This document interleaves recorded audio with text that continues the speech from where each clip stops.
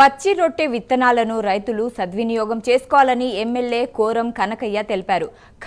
ఖమ్మం జిల్లా ఇల్లందులో సబ్సిడీపై ఇస్తున్న రొట్టె విత్తనాలను ఎమ్మెల్యే కోరం కనకయ్య రైతులకు అందజేశారు.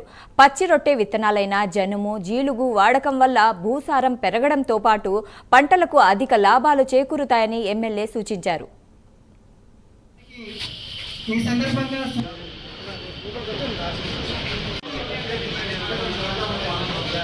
చేసిన మన ప్రియతమ నాయకుడు ఎమ్మెల్యే గారికి స్వాగతం తెలియజేస్తూ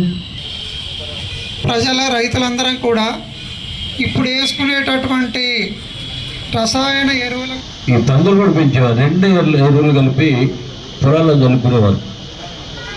పూర్ణ యంత్రాలు వచ్చిన తర్వాత పశువులు కనుమరుగు పోయాయి. అంటే అప్పుడు కూడా వేసేవాళ్ళు ఓన్లీ వరి పొలంలో ఈ జిగ్గాలు లేకపోతే ఈ పచ్చిరొట్ట కార్యక్రమం అనేది ఓన్లీ పొలాల్లో వేసేవారు.